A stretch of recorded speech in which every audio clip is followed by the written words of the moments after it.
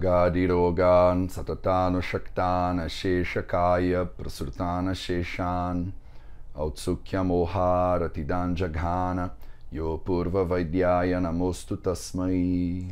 Bonjour à tous, je suis Rita de la chaîne Ayurnatur et aujourd'hui en collaboration avec Mateusz Macedo de la chaîne Vie de Veda, nous allons continuer les études de l'Ashtanga Hridaya et aujourd'hui avec le dernier shloka du premier chapitre de Sutrasthana. Bravo à vous qui sont arrivés jusqu'à maintenant, félicitations. Donc en fait ce shloka il est relativement petit, c'est un demi-shloka en vérité et qui est suivi d'une phrase de fin. Donc rappelez-vous quand on a commencé, Bhagavad il commençait avec une citation d'ouverture et il va finir donc le chapitre avec une citation de fin. Et donc c'est ce qu'on va voir aujourd'hui et on va apprendre un peu comment Bhagavad va finaliser chaque chapitre. Et donc il dit ce qui suit. Ityadhyaya shatam vimsham shadbhisthanairudiritam Iti Shri Vaidapati Simhagupta Sunu Shrimad Vagbhata Virachitayam Ashtanga Hridaya Samhitayam Sutrasthane Ayushkamiyo Nama Prathamodhyayaha Iti Adhyaya Shatam Vimsham. Donc nous venons de parler de 120 chapitres. Ces 120 chapitres ont été divisés en 6 sections différentes. Udiritam. Donc ici, on a discuté, on a parlé de ces 120 chapitres qui sont parmi ces 6 sections. C'est comme ça qu'il finit le premier chapitre de Sutrasthana. Et après vient le shloka de la fin, le shloka qui vient pour finir, pour clôturer tout ça. Et donc on va l'écouter à nouveau.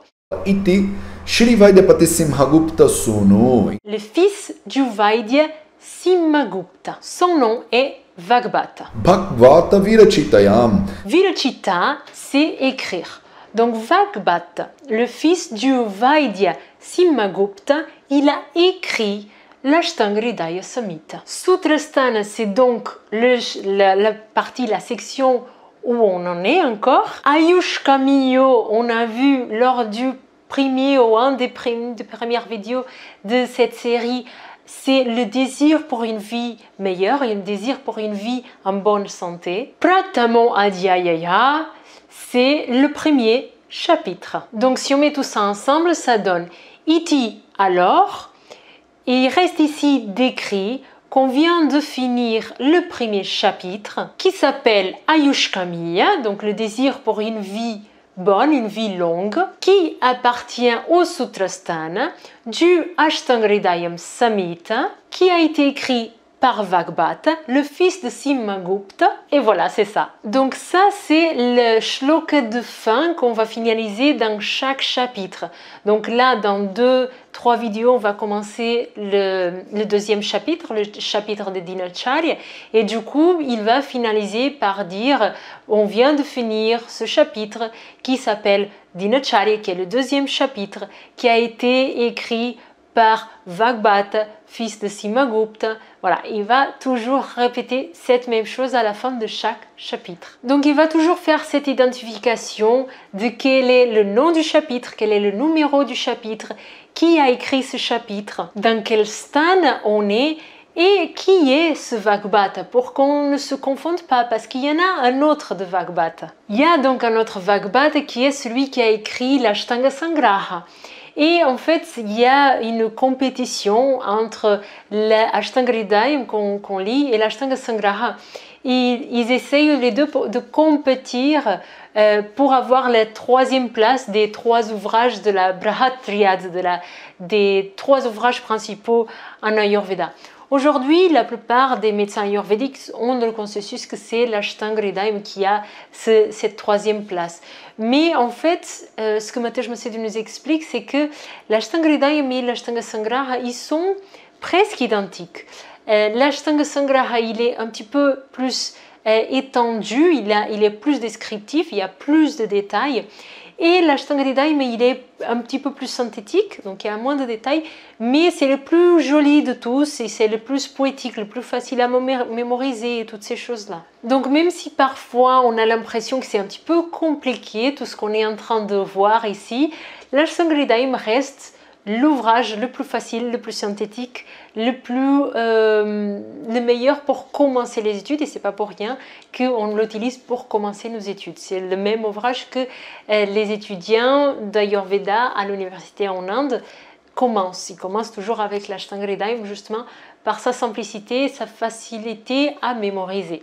On a fini, mais Matteo, je voulais nous donner quelques considérations sur comment cette formation va continuer à se dérouler. Donc on arrive à la fin du premier chapitre. On va commencer bientôt à faire le deuxième chapitre, mais il y a deux changements fondamentaux que Matteo nous apporte pour notre enseignement. Un, c'est par rapport à la translittération, c'est-à-dire ces tableaux blancs qui apparaissent à droite ou à gauche lors de mes montages. Ils viennent tout simplement des vidéos originales de Mateusz, où en général il nous met en sanskrit la phrase, le shloka. Après, il met une translittération, c'est-à-dire une traduction qui est fausse, entre guillemets, parce qu'il a utilisé les mots et les lettres de l'alphabet européen, l'alphabet occidental, de façon à que ce soit la prononciation la plus proche possible des portugais, parce qu'il enseigne en portugais. Et donc c'est une translittération qui est fausse, qui n'est pas reconnue. Mais il a fait ça pour que ses élèves, et donc vous aussi, même si vous passez à travers de moi en français, moi j'ai testé la translittération qu'il utilise pour le portugais, marche parfaitement en français aussi, mais elle reste fausse, elle n'est pas reconnue. Donc le premier grand changement, c'est que la translittération, donc cette traduction qu'il met avec des lettres, quand vous voyez les lettres en sanskrit dans les tableaux, il y a les lettres en sanskrit, et après il y a des lettres avec notre alphabet à nous. Et donc l'alphabet latin. Et donc avec cet alphabet latin, c'est la translittération de Mateusz. À partir de maintenant, cette translittération, elle va finir, ok? C'était vraiment que pour cette initiation, que pour ce premier chapitre. À partir du deuxième chapitre dans lequel on va rentrer, on va commencer à utiliser une vraie translittération. Ok, donc vous allez commencer à voir des petites bulles qui apparaissent sur une lettre ou une autre, des traits, des choses comme ça. Donc ça, c'est des vraies translittérations dans le sanskrit. Ok, donc ça, c'est le premier grand changement qu'on commencera à voir à partir du deuxième chapitre. Deuxième grand changement, c'est que Mateusz va nous introduire à partir de maintenant 1 minute de sanskrit. C'est-à-dire qu'il va commencer à nous enseigner le sanskrit pour une simple raison, c'est qu'on ne peut pas apprendre l'Ayurveda sérieusement sans apprendre le sanskrit, selon Mateusz Macedo de toute façon. Donc, c'est très important qu'on commence maintenant à s'intégrer, à s'intérioriser, à apprendre le sanskrit.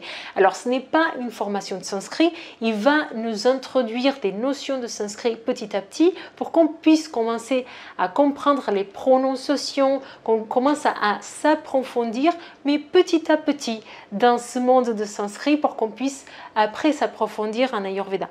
Si vous voulez vraiment apprendre le sanskrit, c'est mieux si vous prenez un professeur en sanskrit, une formation uniquement en sanskrit. Là, on va voir des petites bases et très progressivement. Vous avez compris que l'approche, l'enseignement de Mateusz Macedo, elle est très progressive. Elle se fait de façon à aider la compréhension des notions de l'Ayurveda un petit peu comme font les Samhitas. Donc c'est ce qu'il essaye de faire, Mateusz Macedo. Il essaye de nous apprendre les choses progressivement. Par contre, pour lui, c'est fondamental d'apprendre le sanskrit et d'apprendre une vraie translittération. Et c'est pour ça que maintenant, il change, ok? Il part du principe que si vous nous avez suivis jusqu'à maintenant, si vous avez suivi tout ce premier chapitre de Sutrasthana, c'est que vous êtes vraiment motivé parce que ça fait pratiquement 1 an qu'on a commencé. Donc que vous soyez là depuis 1 an avec nous ou que vous ayez commencé en cours de route et rattrapé un petit peu le retard sur vos collègues, en tout cas vous avez fait un premier chapitre entier, donc à raison d'une vidéo par semaine, ça fait pratiquement un an.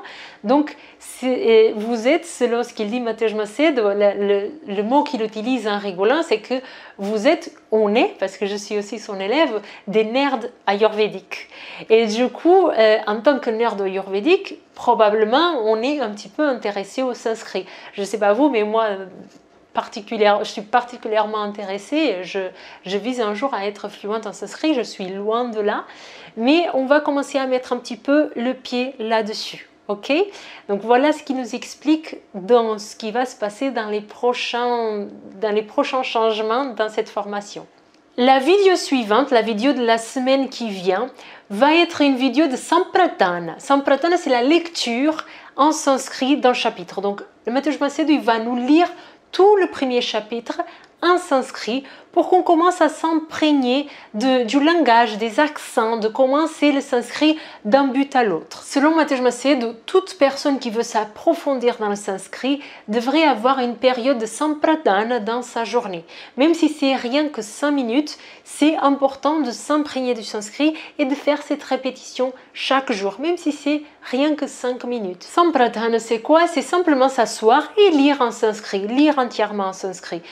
Matej Macedo, tous les jours, il s'assoit et il lit un chapitre entier dans des samhitas qu'il étudie. Un chapitre entier, donc dépendant du temps que ça puisse prendre, il prend et il lit un chapitre en entier pour faire son sampradana et s'approfondir donc dans le sanskrit. Donc dans la vidéo qui suit dans la semaine prochaine, on va voir ce qui est ce sampradana. On va avoir un petit goût pour voir un petit peu comment on entend, quel est le son de ce sanskrit d'une lecture en médecine, en poésie qui est la médecine ayurvédique, comment ça sonne. Voilà, merci à vous tous qui nous suivez, merci à vous tous qui nous suivez jusqu'à maintenant et n'hésitez pas encore une fois à mettre des commentaires, des likes, à partager. Franchement, partagez cette formation parce qu'elle n'est pas encore très connue et comme vous voyez, parce que vous êtes là depuis un moment, elle est vraiment de grande qualité. Et je vous dis à la prochaine vidéo. Merci.